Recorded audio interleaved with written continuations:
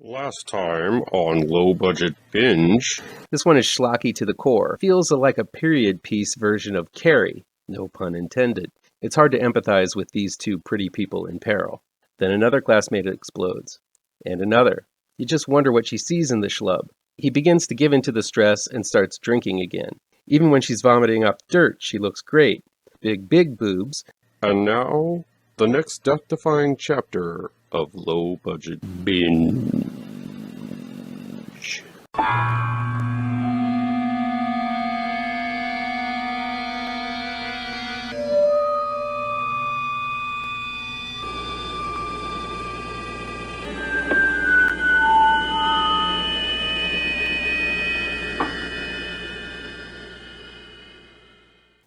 Welcome back to ML Miller Frights, a part of the Kings of Horror Network.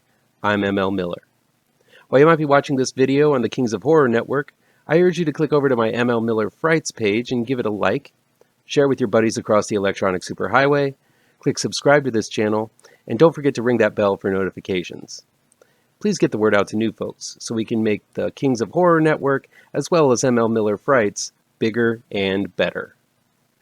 Be on the lookout for a new Kickstarter campaign for an anthology I participated in called Nightmare Theater. This is a collection of short horror stories made by a whole gaggle of talented souls. The project is being helmed by David Schrader and Clay Adams. I paired up with my pirouette artist extraordinaire Carlos Granda for a morbidly fun morality tale to filmgoers who dare break the rules of common courtesy in the wrong theater. If you're interested in fun, scary, and gory horror, please support the Nightmare Theater Kickstarter campaign. Look below for the link. Low Budget Binge is where we venture down the paths less traveled and look at low budget, no budget, do-it-yourselves, and sometimes international films that never get that top billing you see in the usual Hollywood releases. I'll indicate in the review and down below where you can find these films along with their trailers. Here we go. Shark Encounters of the Third Kind is new on-demand and digital download from Wild Eye Releasing. It's directed by Mark Polonia and written by John Oak Dalton. When a severed head is found on a beach, the Harbor Patrol and a local psychiatrist want to find out what happened. Meanwhile, a sunken U-boat has lured all kinds of treasure hunters in search of lost gold to the area. When a UFO crashes in the harbor, they use mind control to turn sharks on the populace. But the sharks will not be pawns of the aliens for long. And that leads to a good old sharks versus aliens showdown. I wish this film were as epic as the poster suggests. But no. No, it's not. Not at all. Nope. Director Mark Polonia has churned out 60 movies and counting, including Sharkenstein, Bigfoot vs. Zombies, Land Shark, Feeders, and the Camp Blood series. All of them DIY flicks that make most low-budget horror look like Shakespeare directed by Scorsese. Yes, Shark Encounters of the Third Kind is a stinkeroni with extra cheese, full of awkward pauses, uncomfortably long takes on ladies stripping down to their bikinis, vague science jargon, and the worst special effects you're going to see, as most of the shark attacks are either done by bad shark puppets or stock footage. Still, the script occasionally dances around clever, and in no way does this film attempt to take itself seriously. I actually laughed a bit at the hate banter spoken between the sharks and the aliens, as well as the rudimentary look of the sharks and the tech the aliens use to influence them. This one knows it's bad and seems almost proud of it. For that, I found myself quite entertained. Do I feel smarter having seen Shark Encounters of the Third Kind? Quite the opposite. But still, I can't find it in me to hate it. I was surprised at how bad, yet watchable, the final moments of this film were, as the sharks turn on their alien overlords. Shark Encounters of the Third Kind is still going to be a tough recommend to most, besides those who love DIY and extra cheesy horror. This is beyond Sci-Fi Channel bad cinema, but I know there's an audience out there for this harmless, no-brainer, and no-budget style plopper. No Such Thing as Monsters is new on demand and digital download from Uncork'd Entertainment. It's directed by Stuart Stanton and written by Stanton and Karen Elgar. Mary, played by Angel Giuffria, and David, played by Matthew Clark, are a happy couple on a trip to the Australian countryside. Though Mary dislikes travel and hates small places, she agrees to rent a camper and go see the sights with her boyfriend. They find a secluded area and settle in, but their place is disrupted when another group of campers arrive close to their camp. What Mary and David don't know is that this eccentric family are quite loony and very deadly. No Such Thing as Monsters is another Texas Chainsaw Massacre-style ripoff. It isn't a family of cannibals that Mary and David happen across, but they are still homicidal maniacs. Filmmaker Stuart Stanton and his co-writer Karen Elgar try to make each of these members interesting, but only succeed with one or two of them. Amy, Georgia Crisfeld Smith, is the youngest of the siblings, suffering from a skin disorder and covered from head to toe in clothing. She looks like a living rag doll and is definitely one of the more disturbing aspects of No Such Thing as Monsters. Had the film focused on Amy, maybe giving her more of a stronger presence as a leader of the clan or something like that, I think it would have been much more interesting.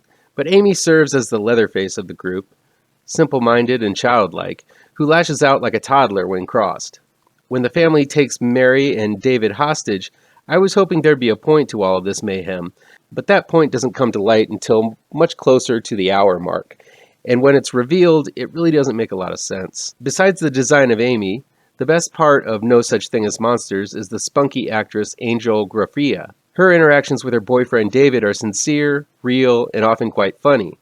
She has a wonderful personality and is able to kick ass like the best of them when the chips are down and she needs to fight for her man. Grafia has only one arm and wears a mechanical hand. This aspect is never really paid attention to, and I love it that it doesn't become a major plot point or anything. Grafia's Mary is tough despite her disability, and this film really should be commended for not making a major deal and normalizing this aspect rather than bringing an unnecessary spotlight to it. No Such Thing as Monsters meanders around pointlessly for the middle 45 minutes. Because Mary and David are the prisoners of this weird family for 9+ months, it makes for some tedious and repetitious scenes until we finally get to the violent climax. I wish there had been more meat in the middle of this one, but it feels like the filmmakers had a decent beginning and ending all written, but nothing much connecting the two. This makes for a movie that felt longer than it actually was. Another pass at the script, filling in the lulls with interesting details and maybe a bit of explanation would have helped this one immensely. Welcome to the Circle is new on Blu-ray, DVD, digital download, and on demand from Artsploitation Films. It's written and directed by David Fowler. A man and his daughter are camping in the woods when it seems like a bear attack leaves them wounded and in need of shelter. Thankfully, a group of cultists called the Circle are nearby and take the two of them in. As the man mends, the little girl is indoctrinated into the cult, and both find themselves enmeshed in its bizarre beliefs and rituals. Surrounded by mannequins wearing masks, the cultists worship a deity called Percy Stevens, who transcended death long ago and still influences the cultists today. Meanwhile, a trio of investigators attempt to infiltrate the cult. One of them, a child member of the Circle, returns with vengeance and closure in mind, but finds it is harder to escape the Circle than he believed. I'll give it to Fowler, the writer and director of Welcome to the Circle.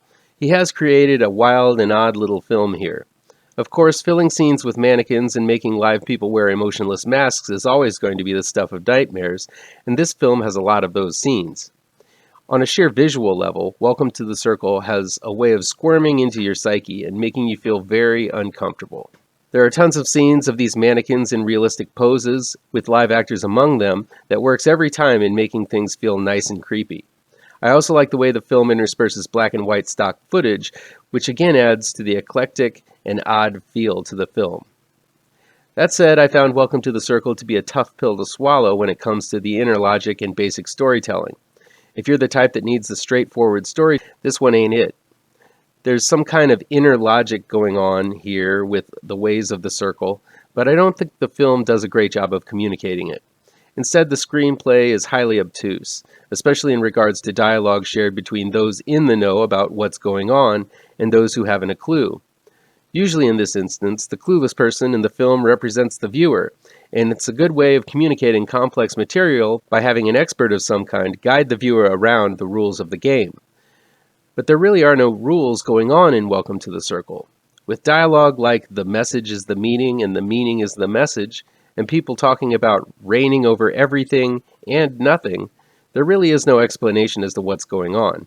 It's just clever guru speak that seems deep and meaningful, but really only functions to take up space where an actual explanation could be. This goes on a little too long for my tastes, making this hour and 30-minute film feel double its length. Derelicts is new on demand and digital download from Terror Films.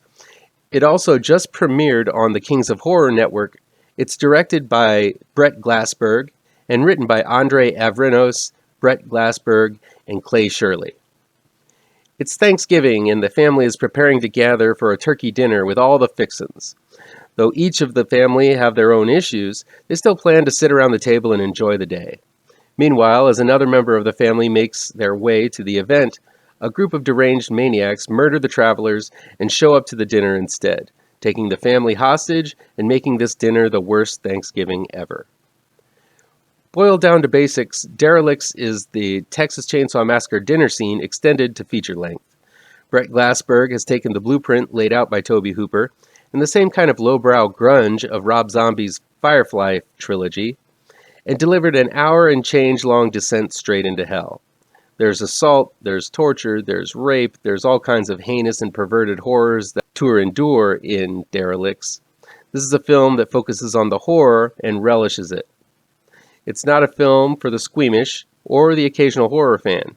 This is one for the diehards, and it does deliver quite a bit of terrifying moments, shocking scenes, and truly monstrous characters. There are a few standout cast members of Derelicts.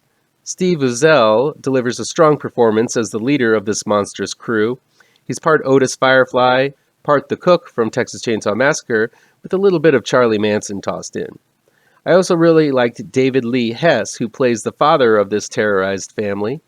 He's able to play wholesome and abusive all at once and gives some real subtlety to the role. Kelly Dillon is great as the mother of the family who attempts to keep her cool during all of the mayhem since everyone else is falling apart. I also thought Emily Ammon, the actor playing the spiteful and drug-addicted younger daughter, delivers a strong presence here, especially when the family fights back against their captors. Finally, Evrenos delivers a truly twisted and iconic villain in the childlike but monstrous Turk who wears a dirty teddy bear as a face mask. While this type of exploitative and horrifying grindhouser is not relatively original, it resembles a lot of the early home invasion films like Last House on the Left, Straw Dogs, and The Hills Have Eyes. It does feel rather refreshing to watch given the homogenized version of horror we often get from blockbuster films today. I was definitely put off by the actions going on in Derelicts, but that's the point of the film. It's supposed to wear you down and make you feel icky, and it's successful in doing that. That said, director Brett Glassberg really offers up a sense of style in many of the scenes. There are scenes that feel almost out of place in this grungy movie that show creative angles, interesting takes on cliches, and odd camera choices that make things feel like, despite the low-budget aspects of the film, that the filmmaker does have an eye for unique and complex imagery. I can't say I loved every minute of Derelicts, but I definitely was disgusted by the event that went on, and that seems to be the point of this demented little film. Finally, we have Halloween Party, which is available on demand and digital download from Red Hound Films. Halloween Party is directed and written by Jay Dahl. Grace, played by Amy Groening, seeks the aid of computer geek Spencer, played by T. Thomason, when she stumbles across a virus asking the user what their greatest fear is. When a few friends who receive the app end up dying from their greatest fear, the two students uncover a dark secret involving a closed-down hospital unit housing deformed children who created a monstrous curse to lash out on the perfect world that shunned them. And that hospital unit just so happens to be on the very site Grace's dorm room rests upon. Yes, the thread is rather convoluted, and also a little humorous, as it appears the kids in the hospital unit in the 90s were able to use their rudimentary knowledge of computing and limited computer resources on a hospital budget to create a virus that would threaten people in the present day. It's also kind of funny that when they uncover footage from those early days of computing, it looks like footage unearthed from the 50s. Nevertheless, this is a fun and occasionally scary little horror film. I found myself enchanted with the Goosebumps-style tale that incorporates everything and the kitchen sink to toss at a viewer in hopes to scare them. We have evil deformed children, environmental pollution, computer viruses, and all kinds of nightmare creatures that represent the cast's greatest fears.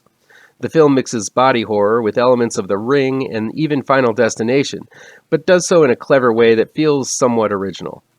Because the plot keeps moving and evolving, the story becomes rather unpredictable, and that's what I really look for in horror. There are quite a few well-choreographed fear sequences that utilize tension in a very smart way. There's even a sequence that takes place in the dark towards the end that might be Wreck/Quarantine-esque, but it still works really well. Halloween Party also has a very quirky and clever script that exhibits a sense of humor that is much stronger than most horror films. It also helps that the actors saying these quips, put-downs, retorts, and jokes are talented. Amy Groening and T. Thomason have great rapport with one another as they attempt to figure out this mystery, making them likable protagonists and worth the investment.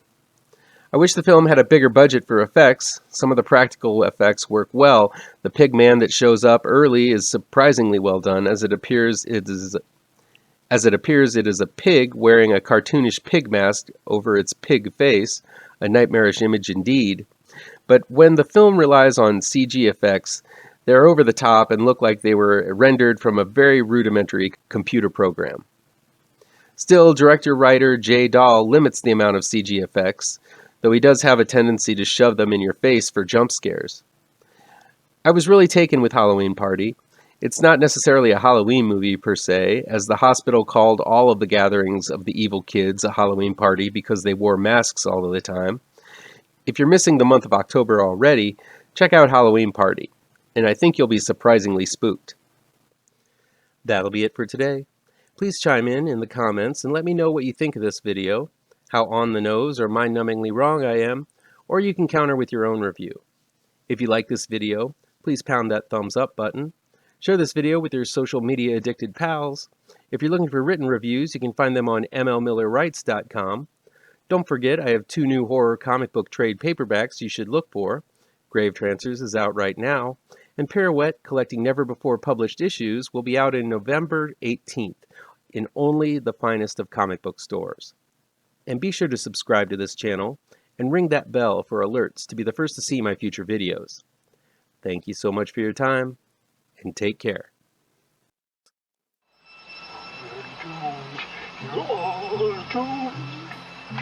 You're doomed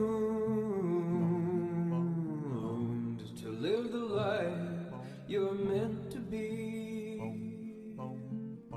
stuck inside your